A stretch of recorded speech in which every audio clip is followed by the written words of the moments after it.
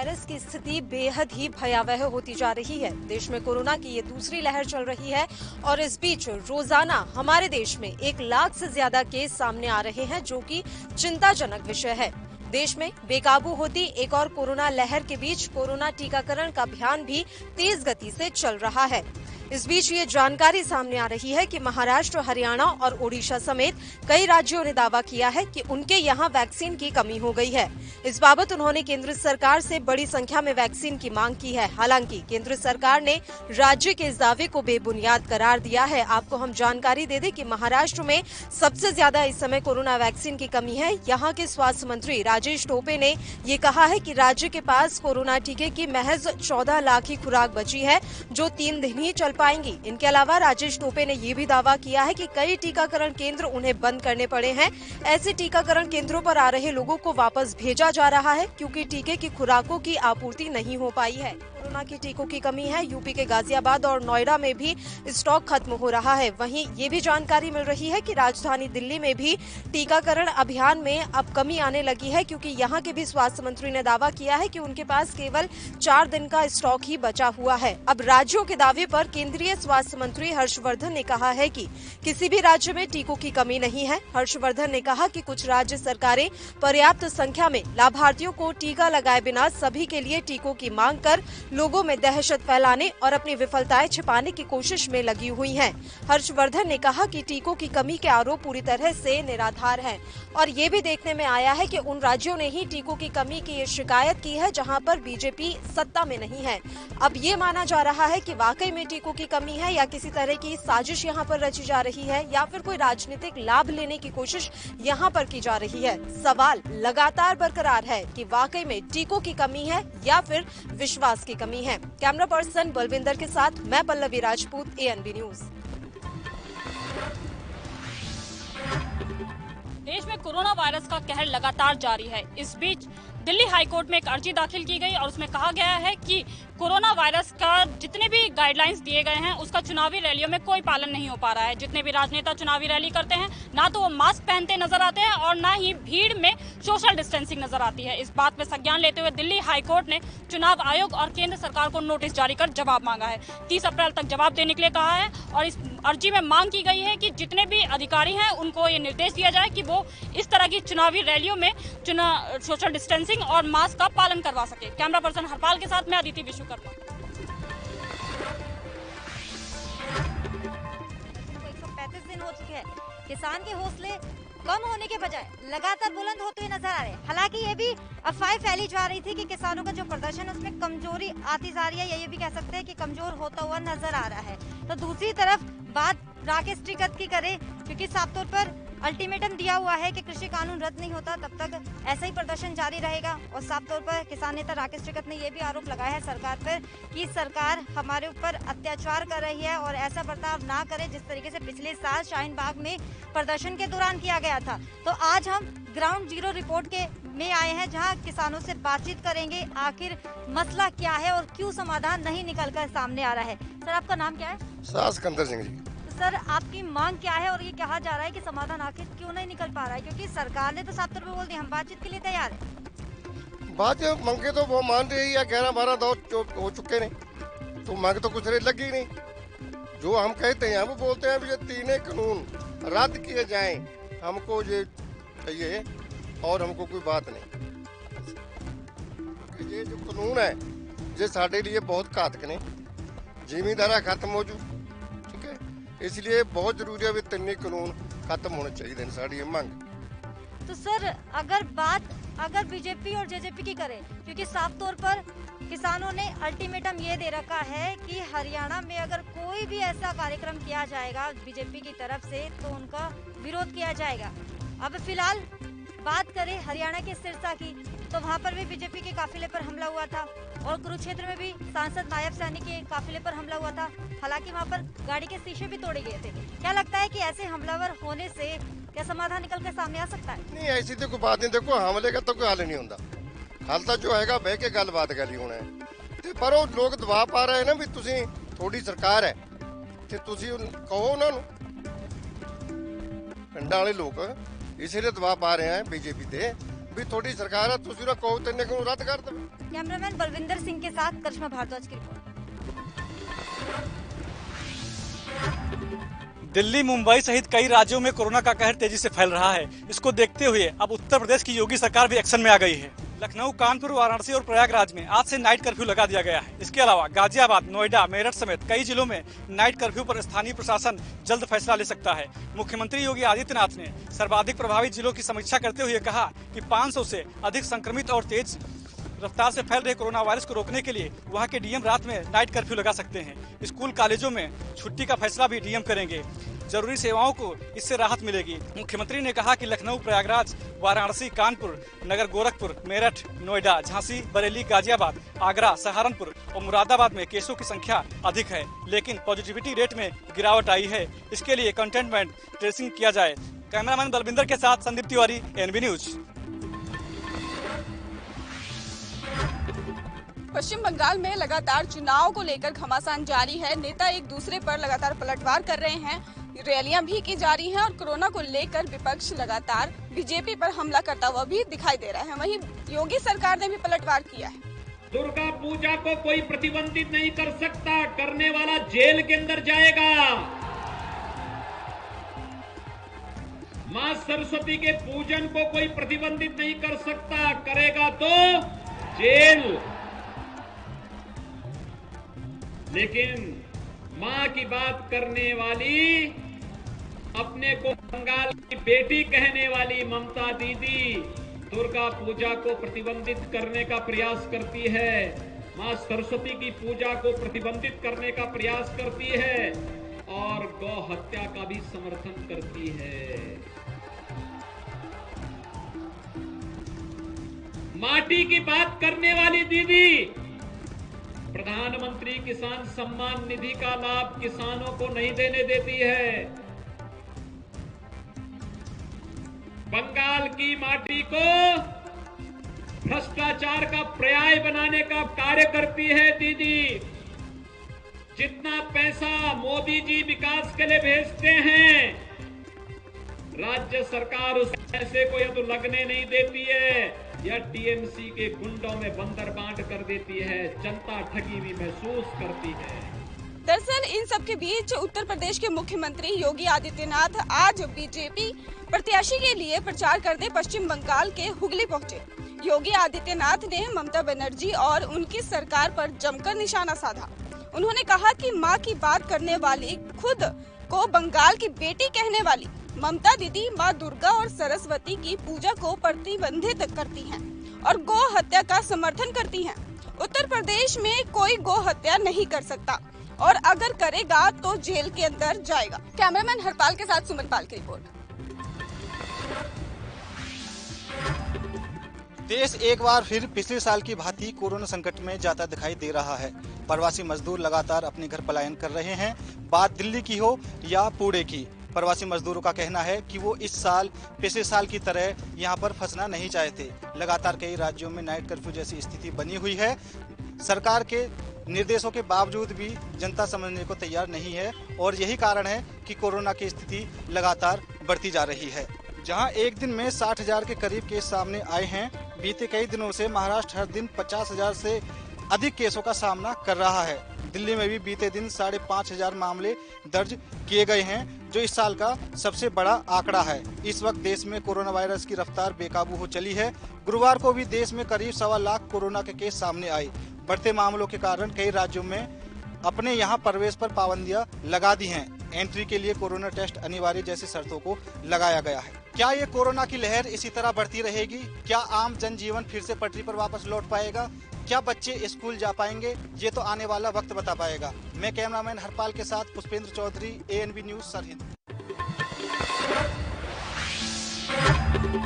आगामी पंचायती चुनाव देखते हुए लगातार शराब माफिया अवैध शराब लाकर बेचने के फिराक में लगे रहते हैं। आज बिजनौर की नगीना पुलिस को बड़ी कामयाबी हासिल हुई है। आप देख सकते हैं किस तरह से 70 पेटियां आज बरामद हुई हैं और 70 पेटियां बिजनौर की नगीना पुलिस ने एक अभियुक्त को गिरफ्तार किया और एक फरार हो गया। चेकिंग के दौरान ये अभियुक्त एक मैजिक में, जो कि गाड़ी में लेके जा रहे थे अवैध शराब। रात में जरिए मुझे सूचना मिली थी कि पिकअप में भारी मात्रा में देसी शराब आ रही है।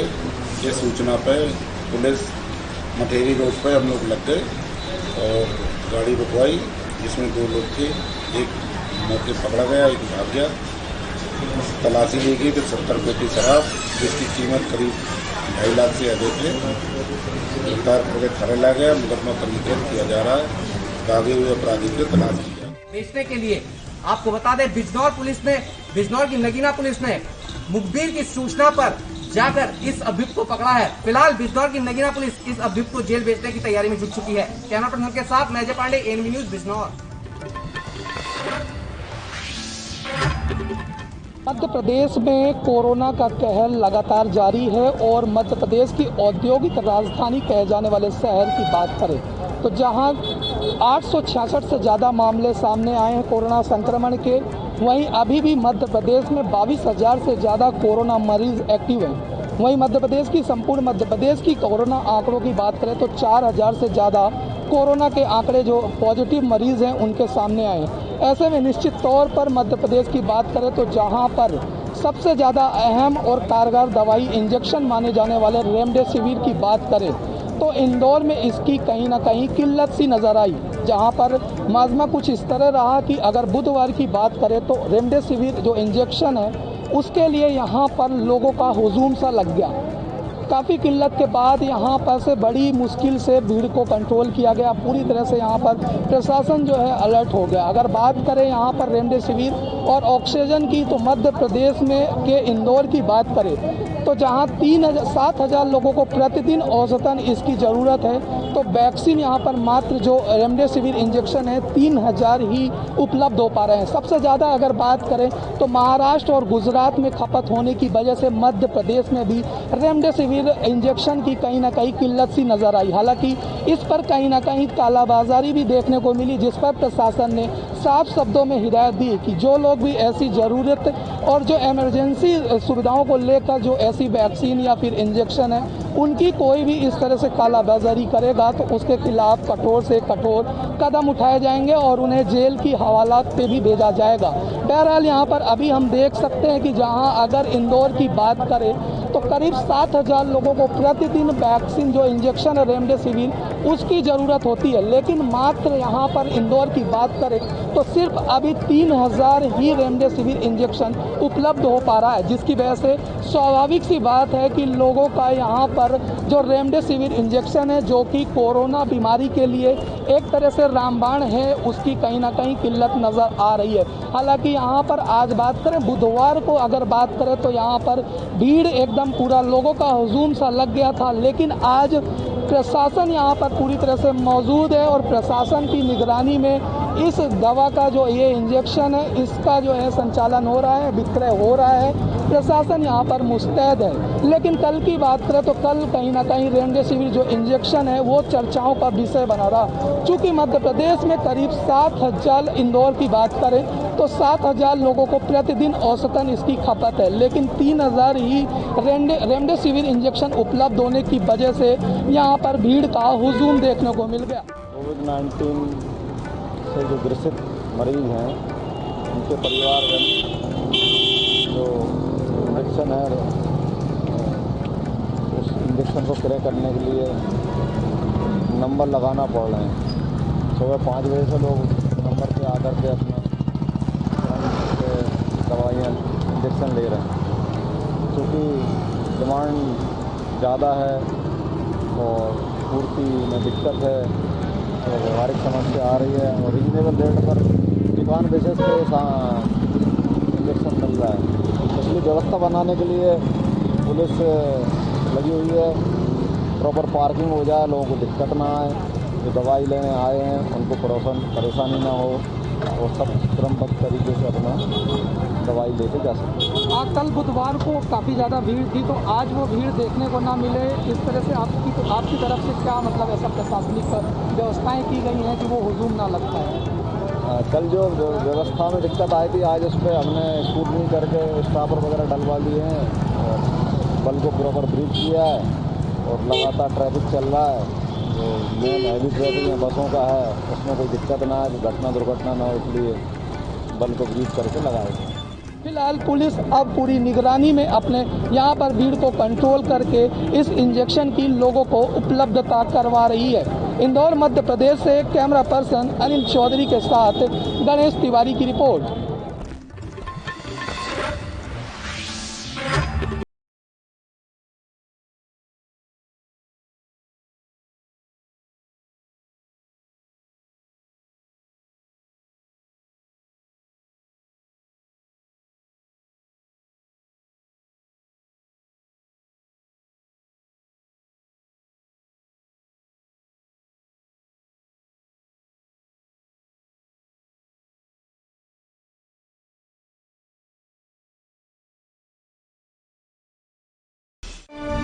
नौजवान पीढ़ी ਨੂੰ ਫੌਜ ਵਿੱਚ ਭਰਤੀ ਦੀ ਤਿਆਰੀ ਕਰਵਾਉਣ ਲਈ ਸਰਦਾਰ ਬਹਾਦਰ Amin Chand Soni armed forces preparatory institute ਦੀ ਸਥਾਪਨਾ ਹੁਸ਼ਿਆਰਪੁਰ ਜ਼ਿਲ੍ਹੇ ਵਿੱਚ ਕੀਤੀ ਜਾ ਰਹੀ ਹੈ। 4 ਵਰ੍ਹਿਆਂ ਤੋਂ ਦੇਸ਼ ਪ੍ਰੇਮ ਦੀ ਭਾਵਨਾ ਪ੍ਰਫੁੱਲਤ ਕਰਦੀ ਪੰਜਾਬ ਸਰਕਾਰ।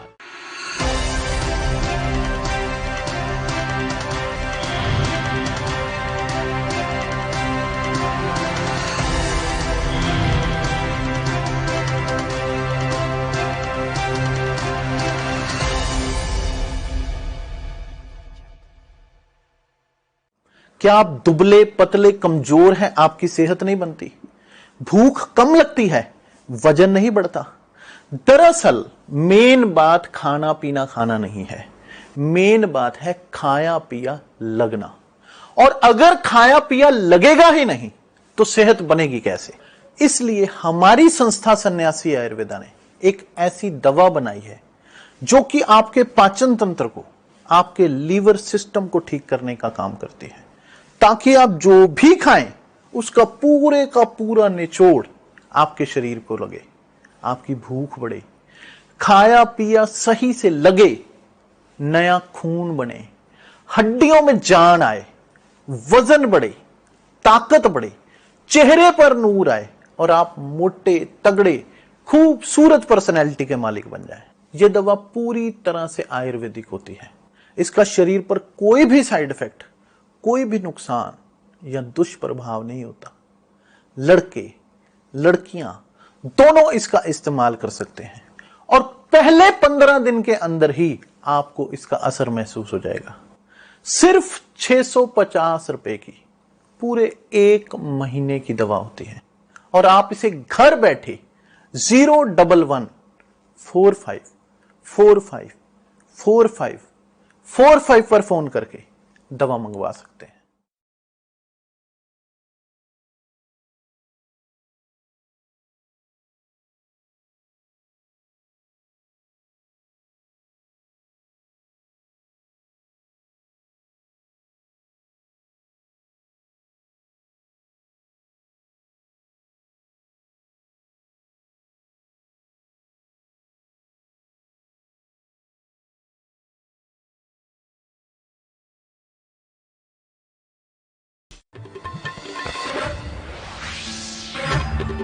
मध्य प्रदेश के रीवा जिले में आपराधिक घटनाएं दिन प्रतिदिन बढ़ती चली जा रही हैं, जो कि चिंता का विषय बना हुआ है। एक ऐसा ही मामला आज रीवा जिले के समान थाना अंतर्गत नेहरू नगर में देखने को मिला, जहां पर 68 वर्षीय श्रीनिवास तिवारी के समधी सुरेश मिश्रा, जो कि पेशे से एसडीओ हैं, उन्होंने अपने समधी के ऊपर फायरिंग कर दी। फायरिंग में श्रीनिवास तिवारी के जंघे पर गोली लगी, जिसके बाद उन्हें अफरा तफरी में संजय गांधी अस्पताल ले जाया गया, जहां पर उनका इलाज जारी है।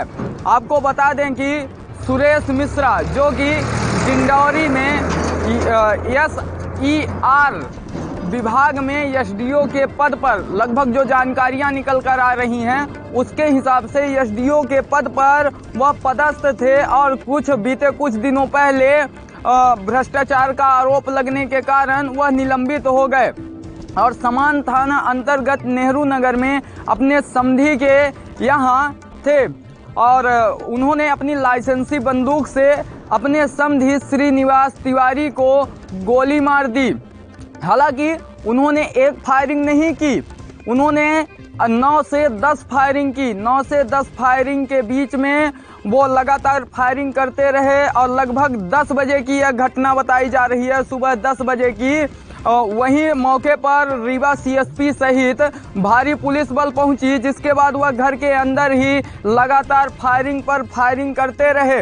लास्ट में बिछिया थाना प्रभारी हिम्मत दिखाते हुए घर के अंदर पहुंचे और उन्हें पकड़कर बाहर लाए।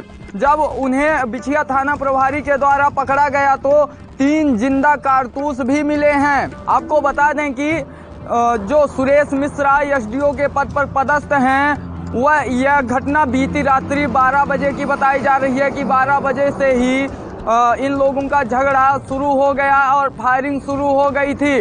हालांकि अभी कारण का पता नहीं चल पाया है, कारण अज्ञात बना हुआ है। पुलिस सुरेश मिश्रा को हिरासत में ले ली है और आगे की पूछताछ जारी कर दी है।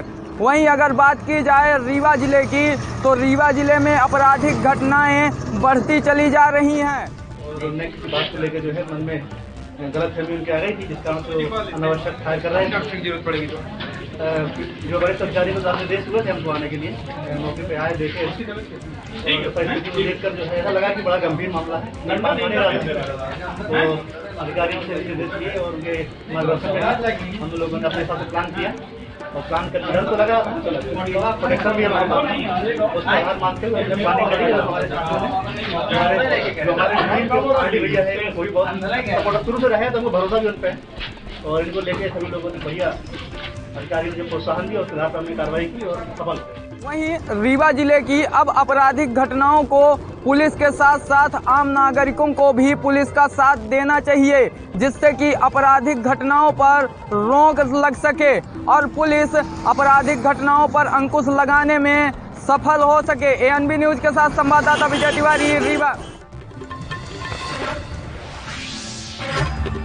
मुंबई से सटे पालघर जिले के तारापुर औद्योगिक क्षेत्र की विकास केमिकल कंपनी के पास हम खड़े हैं, जहां पर एक संगीन मामला सामने आया है। इस कंपनी में ड्रमों में पानी भरकर लाया जा रहा था, जबकि जिलाधिकारी ने एक आदेश पारित किया था कि कोई भी प्रकार का अवैध तरीके से पानी कोई कंपनी ना ले, लेकिन उस आदेश को नियम न मानते हुए कंपनी के मालिक ने खुद यहाँ पे ड्रमों में अवैध तरीके से पानी लाए, जिस पर पुलिस में मामला दर्ज किया गया है। इस मामले को लेकर जब पत्रकारों ने उनके मालिक भार्गव से मामला जानना चाहा तो उन्होंने कैमरे पे झपटने का प्रयास किया, लेकिन कानून को न मानने वाले ऐसे कंपनी मालिक पर प्रशासन ने भी कड़क कार्रवाई कर दी है और अब उस पर एफआईआर दाखिल कर दी है। आपका गश्त जो है एमआईडीसी में रात और दिन चलता है कि कोई इस तरह की गतिविधि न करे, लेकिन उस दिन एक कंपनी रंगे हाथ पकड़ी कि आपने एफआईआर दाखिल की, क्या मामला है पूरा?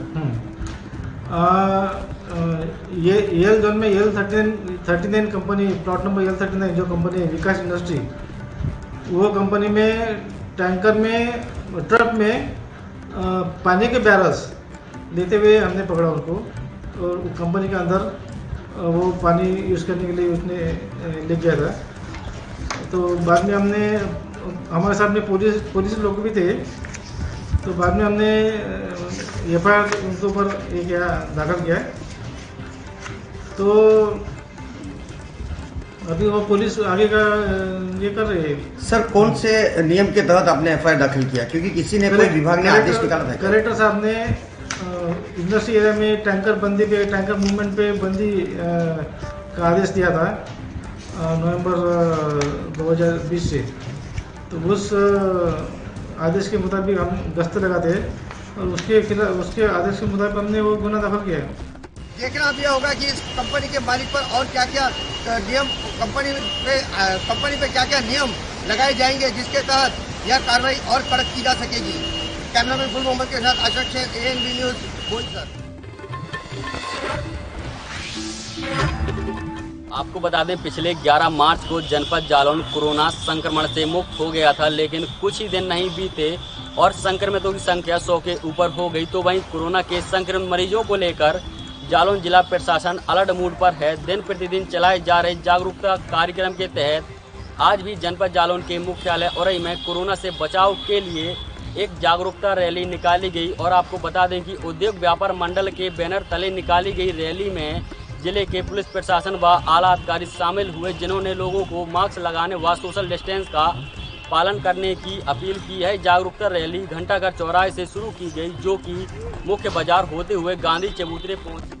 जिस तरीके से आप सब लोग देख रहे हैं कि एक बार कोरोना पूरे देश में फिर से पैर पसार रहा है और लोग जो है चैतन्य नहीं हैं, जिनके अंदर जागरूकता नहीं है, जो कोविड-19 के निर्देशों का पालन नहीं कर रहे हैं, उनमें जागरूकता लाने के उद्देश्य से ये आज का ये कोविड-19 के संदर्भ में मार्च निकाला गया है, जिसमें न केवल व्यापारियों को, आम जनता को, आम नागरिकों को इस बात के लिए चेताया जा रहा है, उनको इस बात की समझ आए कि हमें पुनः जो है कोरोना को हराना है और कोविड-19 के संदर्भ में जो निर्देश हैं कि मास्क लगाकर चलना है, सोशल डिस्टेंसिंग से चलना है, इन सब उद्देश्यों का पालन हम एक बार पुनः करें, जिससे हम इस बीमारी को हरा सकें, अपने नगर को, अपने जिले को, प्रदेश को, देश को बचा सकें। पुनः सारे लोग जागरूक हों, कोविड-19 के नियमों का और निर्देशों का गंभीरता के साथ पालन करें। इस उद्देश्य से आज का ये मार्च नगर में निकाला गया और उसके साथ ही समापन स्थल पर गांधी प्रतिमा पर हम लोग जो है जो नक्सली हमले में छत्तीसगढ़ में हमारे जवान शहीद हुए हैं, उनको हम लोगों ने श्रद्धांजलि दी है और ईश्वर से प्रार्थना की है कि भगवान उनके परिवार के लोगों को क्षमता प्रदान करे जिससे वो इस कष्ट को सहन कर सकें।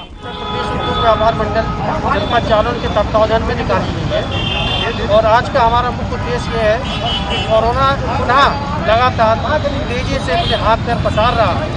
इस रैली के माध्यम से मैं जनपद वासियों को, पूरे देश के वासियों से विनम्र निवेदन करता हूँ, आग्रह करता हूँ कि वो कोरोना से बचने के लिए मास्क लगाएं, सोशल डिस्टेंसिंग का पालन करें, जिससे स्वयं का एवं अपने परिवार की रक्षा करें। इसके साथ ही नक्सली हमले में शहीद हुए जवानों को गांधी चबूतरे में श्रद्धांजलि भी दी गई। NB news Mayank Rajput, Jalaun.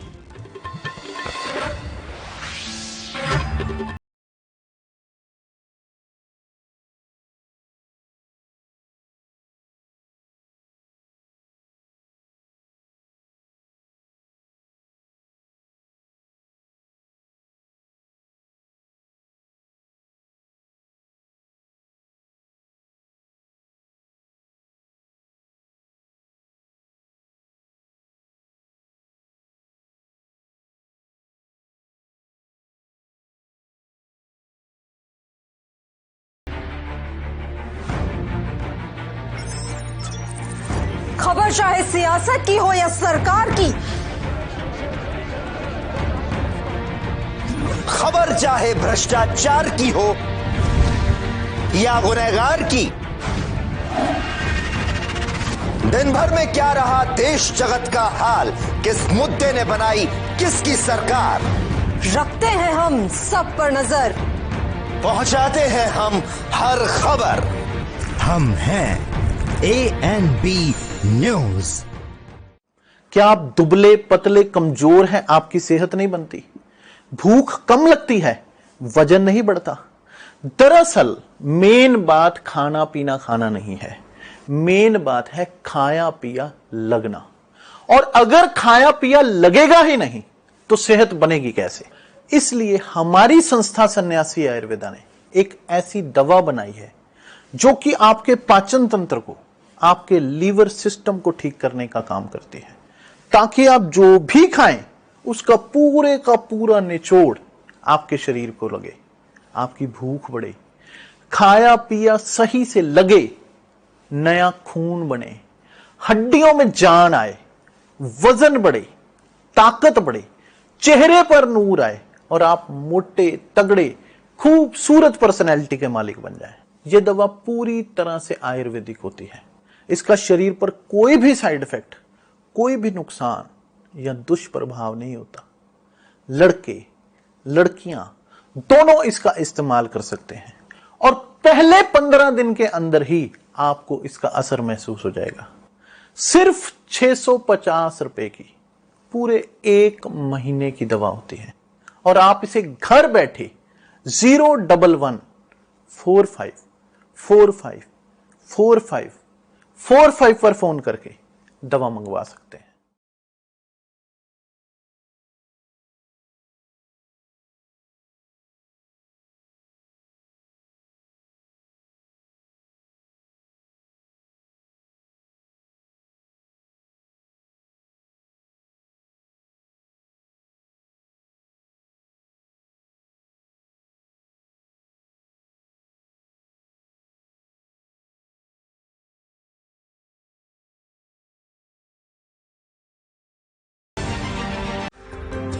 सूबे दे लोकां नूं जे सारियां समस्यावां अते शिकायतां दा इक्को जगह ते हल मिल जावे तां होर की चाहीदा है। इस मंशा ते जनता प्रति वचनबद्धता नूं ध्यान विच रखदे होए पंजाब सरकार ने पब्लिक शिकायत निवारण प्रणाली शुरू कीती है, जिस नूं PGRS भी आखिया जांदा है। इस प्रणाली तहत सूबे दे सारे विभाग जोड़े गए तां जो शिकायतकर्ता नूं थां-थां ना भटकना पवे।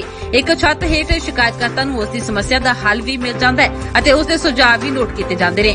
अगर शिकायतकर्ता दी संतुष्टि नहीं हुंदी है तां फिर उन्हां दी शिकायत उच्च अधिकारी नूं भी भेजी जाती है।